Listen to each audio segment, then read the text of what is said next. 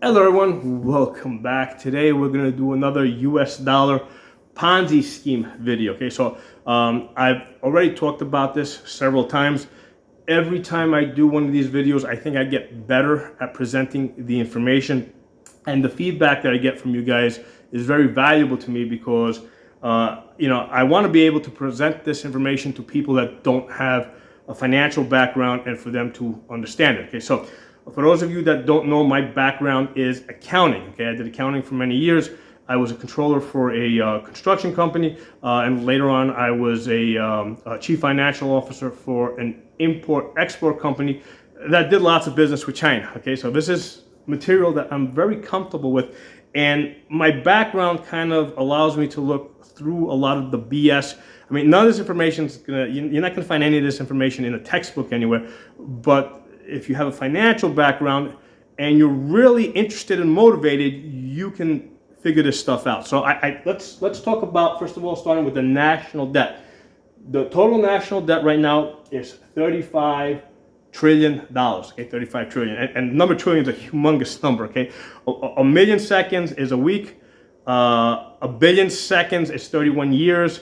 A trillion seconds is 31,000 years. Okay, so right away that tells you that, wait a second, who's the government borrowing $1 trillion from? Okay, who has $1 trillion? That it's such a really astronomical number that there's nobody that the government can borrow $1 trillion from. Okay, so obviously they're electronically printing it. Okay, so let's go back to the national debt. National debt right now is $35 trillion. The total US dollars in worldwide circulation in the entire world, right? And there's more US dollars outside the United States than inside the United States. The total US dollars is $25 trillion. Okay, so right away you're like, wait a second, how is it possible that there's not enough money to pay for the debt? Okay, well, it gets even better than that. Okay, because the total debt around the world that's in US dollars, right? The total world debt in US dollars, right, meaning that's been borrowed from banks in dollars around the world, okay, is $75 trillion. Okay, so the problem here is not the $75 trillion and that there's only $25 trillion to pay for this debt. Okay, because that's how the system was designed. The reason why money has value, okay, is not the fifth grade answer where everybody says, oh, because everybody thinks it has value. Okay, the reason why money has value is because at any given time there's not enough money in the system to pay the debt. Okay, so that's why money always has value. It's basically the carrot on the stick analogy. You got a carrot on the stick, and you're constantly running forward, try to catch that carrot. You're never going to catch that carrot. Okay, so I mean that's how the system was designed. I mean, the way somebody else once put it, it's kind of like your car was designed to work on gasoline. Okay, our financial system and most of the financial systems around the world are designed to run on debt. It's neither bad nor good. It's just how it was designed. Okay, so the problem with this system is not that there's only $25 trillion to pay a total $75 trillion of debt. The problem with this system is that the United States has 46%, right, of the total debt, U.S. Dollar debt in the world. Okay, the way this Ponzi system was set up, and I'm going to explain in a minute in details how the Ponzi system exactly works. But the way this system was set up, in order to keep the Ponzi scheme going, somebody of equal value or equal size has to continually come into the system to keep it going. Okay, so when the United States is 46% of the system, there's nobody big enough to come into the system and keep it going. So let's take a step back now and talk about how money is created. Okay, because money is not just created by the US government. Okay, that's not how the system was designed. The system was designed so that people, corporations, could create money. So what happens is when you take a mortgage on your house or finance your car, or if you have a gold mine and you go and you dig up gold, right, and you bring that to the bank, or if you take a mortgage on your house, the bank takes that asset, right, and the banking rules allow them to create money locally, like at your local branch. Okay, so they will either take the deed to your house, to the house that you're purchasing, or if you're getting, whether let's say it's a credit line, they take the deed to your house, or if you're financing a car, they'll take the title to the car, or if you have a gold mine, they'll take possession of that gold. Okay, and they use that asset to create money. So we have an asset-based system. Okay, so the problem here is like not the problem, but the way this is designed is that when the bank creates the money, they don't create the interest. Okay, so if you take a $200,000 mortgage on a home, okay, you give the bank the deed, right? And based on that asset, the bank creates money to give to you. But you borrowed $200,000, you have to pay back $300,000. So you got to pay back an additional interest of, let's say, $100,000. Okay, so this is across the board. Everybody across the system is doing this. In this example, everybody's borrowing, let's say, $200,000. Everybody has to pay back $300,000. So where are the people going to get that extra money, right? That's the scenario that we have here, right? 25 trillion total cash, 75 trillion total debt. Okay, so the way it works is that the current generation of borrowers is depending on the next generation of borrowers next year coming in, right, and creating more money, right? So next year, the next generation is going to come in. They're going to put up houses as collateral, right, and or cars or gold, whatever they got, right? They're going to put up assets as collateral. Okay, and the bank's going to create more money, and now there's more money in the system, and that's, you're going to do business with those people, right? So this system basically it promotes business, because you have to do business transactions in order to get the interest. You have to provide services to those people to get money from them that they've created, so that you can pay back your interest. Okay, so each generation of borrowers depends on the next generation of borrowers to come in, create more money, so that the interest will exist in the system, money will exist in the system, so people can pay back their interest, right? Their interest principal. They can pay back the total debt. So that's how the system is designed to work. And it's a great design because it allows the system to like slowly grow with the economy, with the population. So it's a self-regulating system like that. Okay. So the problem here, right? The problem is that when the government, because the government's part of this system too, when the government wants to create money, they don't put up an actual asset as collateral. Okay. They just say, we're putting up debt. We're going to owe this money. Okay. Basically, they're going to owe themselves money is what it comes down to. So the government doesn't have to put up collateral. So they are able to create an unlimited amount of money. Okay, you're limited as to how much money you can create by the assets that you have to actually put up as collateral. The government is not limited. Okay, the only thing that kind of limits them is what they call the debt ceiling, and they just keep raising that every year. Okay, so that is how the government got to the point where they are 46%, okay, $35 trillion of the total US dollar debt in the world.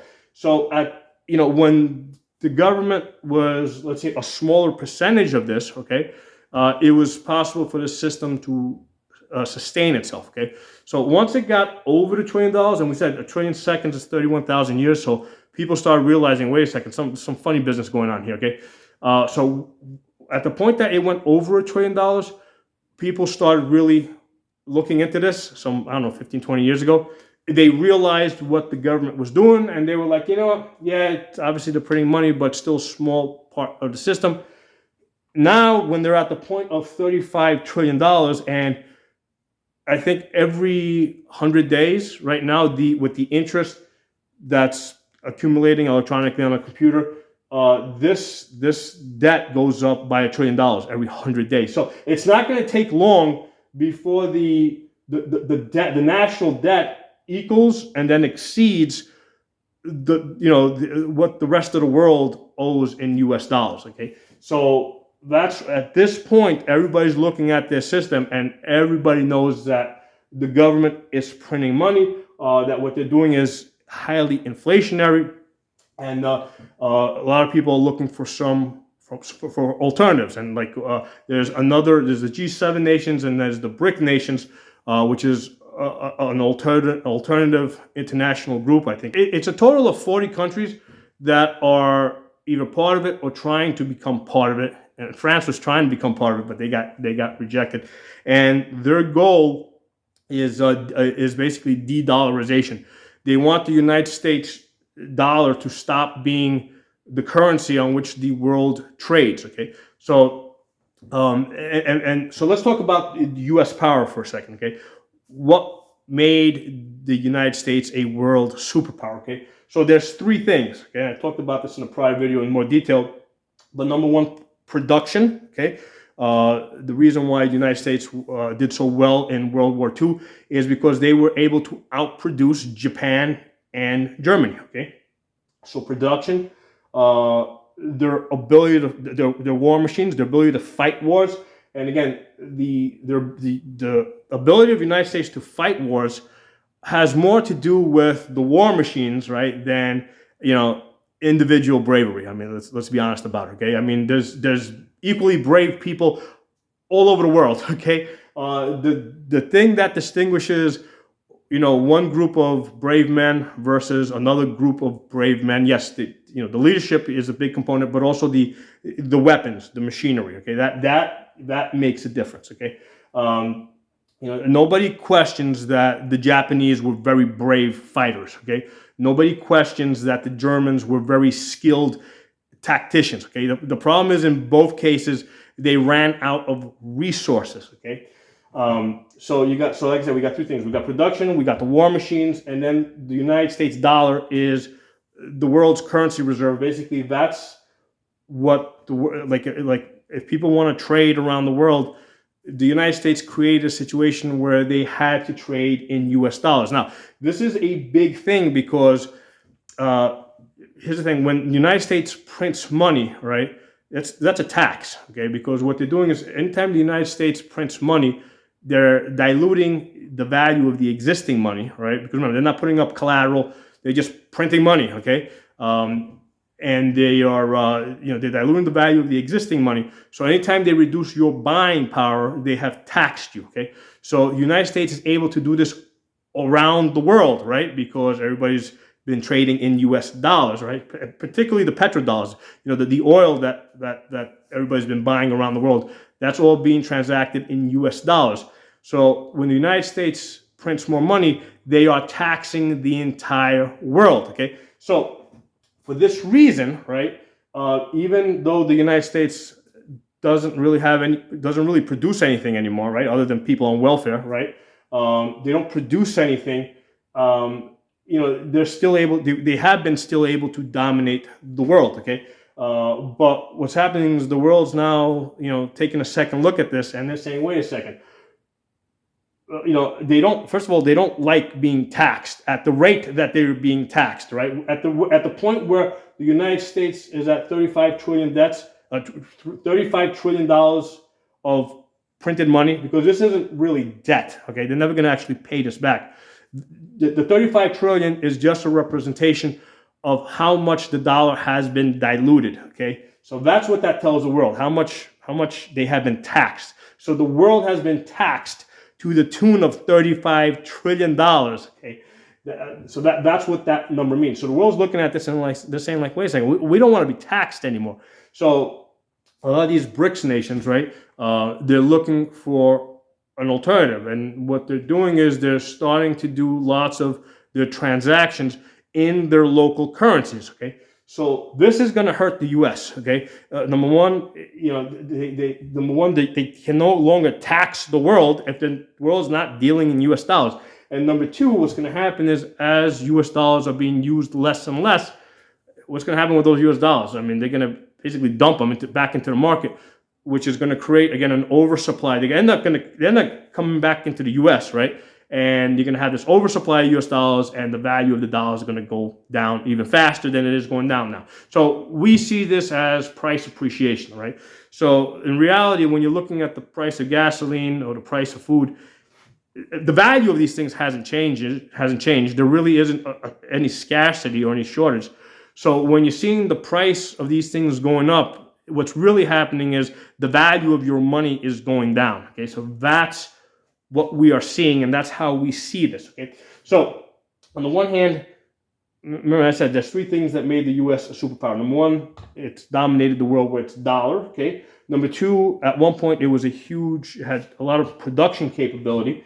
And just to look at the shipping industry, right now China makes 50% of all the ships in the world. Okay, compared to 0.13% of the United States makes. Okay, so not even 1%. The United States doesn't even make 1% of the world's ships. We make 0.13%. Okay, so if we were ever to have like a war against China, there's no way that we could produce the war machines or enough war machines to actually fight them. Okay, eventually the stuff that we have is going to get blown up. Okay, I mean that's just how it is in war, and we're not going to be able to replace them. So right now, so you might say, yeah, right, China's making 50% of the ships of the world, but they're all like whatever, cargo ships.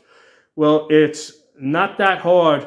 It's a lot easier for China to go from making, let's say 1,000 cargo ships a year to making 1,000 warships, okay, versus the United States going from like 10 ships a year to 20 ships a year or 50 ships a year, okay? So the transition for China from cargo ships to warships would be way, way easier than the transition that the United States would have to make from going from like 0.3% production, 0.13%, less than 1% production to any meaningful production, okay? So the United States is losing everything here, okay? And if we look at the war in Ukraine, and there's information coming out that one day you'll hear that the Ukrainians are winning, next day you'll hear that the Russians are winning. But in any case, what is certain is that the Russians are definitely holding their own. The whatever equipment and resources NATO and the United States are giving to Ukraine, it's not making that big of a deal. Okay, it's not decisive. Okay, so as far as the United States war machines being able, or war industry being able to make a decisive difference in the world, I don't see that happening anymore. Okay, a lot of these generals that we have in the United States, it seems like they're still fighting the Gulf Wars. Okay, that's how what their mindset is. What's happening in Ukraine is that they're sending up like $1 million missiles to try and shoot down $500 Russian drones. Okay, so they've run out of $1 million missiles, and the Russians are still sending out $500 drones. So in the war, in the war of economics, United States is really losing there. Okay, so we don't have production. Okay, and what I said about the ships, you can also like say that would probably apply to everything else, right? Tanks and artillery, and because I mean it's just easier to see the ships because that's a known number, right? Because a lot of these ships are being exported. So that's just they're big. So we're able to see the ships, but we can assume that applies to all other military equipment as well. So the United States is no longer a production powerhouse, not even a baby powerhouse. We just don't have production. Okay, we don't have any meaningful production. The war machines that we have, they would get destroyed, and we can't replace them anywhere near as fast as China and Russia would be able to replace theirs. And the U.S. dollars that we've been using to dominate the world doesn't want the U.S. dollars anymore. So this is looking worse and worse for the United States. Okay, so again, this isn't. This is just me putting facts out there. Okay, so there's these facts over here, undisputable. You could just go on internet right now and just search it. So these numbers here are undeniable. And as you look at this situation, you're like, we're in pretty deep shit here, right? Because this system is a Ponzi scheme that depends on more people coming into it of the same size in order to keep the system going. Okay, and at the point where the United States is like 35 trillion versus 75 trillion, at the point where the United States is 46% of the total U.S. debt in U.S. dollars, there's nobody in the world that's big enough to come in and continue this Ponzi scheme, right? I mean, it's just not going to happen. Now, one of the things that people a lot of times will say, well, what if we go back to a gold-based system? Okay. Well, first of all, when you're on a gold-based system, you're essentially on an asset-based system, which is what we have. Okay. So the problem with going to just a gold-based system, right, is number one, the people that control the gold are going to be able to control the monetary system like entirely. Okay. So the gold mines, they're going to be able to, control how much gold do they want to mine and do they want to release it. And the way gold is mined is they mine for everything. Like they just dig up dirt basically in these huge quarries, and then they sort it out. Okay. So they'll sort out the iron, they'll sort out coal, they'll sort out, silver, they'll sort out uranium if they find it. So they just dig up and then it all gets sorted out. So, one of the things that people don't realize is that the earth is full of gold. Okay. I mean, this goes way back to the creation of the earth. Okay. The gold was created by stars going supernova. Okay. Large stars, like much bigger than our sun. So you got these extremely large suns that went supernova, and what happens is when the core of the sun exploded and it hits the outer edge, right, because the explosion is from in and out, that pressure, right, compresses the molecules, and then at each level it creates heavier and heavier metals. So that's how your heavy metals were created. So gold was scattered all over the universe. Okay, so and on a planet like Earth, right, the heavier metals settled deeper into the Earth. So as they mine deeper and deeper, right, they're going to find more and more gold. Okay, so it's not like gold is really that scarce of a resource. I mean, China's mining up gold, Russia's mining up gold. There's plenty of gold out there. Okay, now the other problem with a gold-based system is, number one, the government's, like, I think back in the 1930s, the U.S. government simply passed a law to confiscate all the gold. Okay, so for a while, I think there was a limit to how much gold you could own. So governments can do that. The United States has done that. Okay, so again, you don't control the gold. Okay, you can't mine it, and then they can pass laws to limit it. Now, even if you have, let's say you use that gold to create money, you still run into the same issues of, well, what's the ratio going to be? All right, and how do you know that the government's actually following that ratio? Because now you've taken, at least with the money, the way it's created now, where we're putting up houses, right? At least everybody can kind of see what's going on, right? When you go to a gold-based system, only the people that have gold and are involved with converting that gold into money are going to have this information. Okay, so that's the other problem with it, right? So there's, what's the ratio going to be, and it doesn't, what's to stop the government from, let's say they have a fixed supply of gold. Well, what's to stop them from, saying they got more, or just changing the ratio requirements? I mean, you got no control over that. Okay, so going to, a system that's just generally asset based, let's say that includes mortgages and cars and other assets, to one that is just gold asset based, doesn't change the system if the government's willing to, is going to cheat it. All right, because that's the problem with this system, is that the government cheats it. What they do is they every year or every 2 years, whenever they do it, the Congress votes to raise the debt ceiling. Okay, if they weren't voting to raise the debt ceiling, this number, this 35 trillion, couldn't keep going up and up and up. Okay, so by voting to raise the debt ceiling, that's the same as, voting to change the gold ratios. Right? Congress can do that just as well, one thing as well as they could do the other thing. Okay, so some stuff for you guys to think about. Let me know. Drop some comments below. Let me know if there's anything that I can say to make it, anything that I need to explain better, and I'll talk to y'all soon.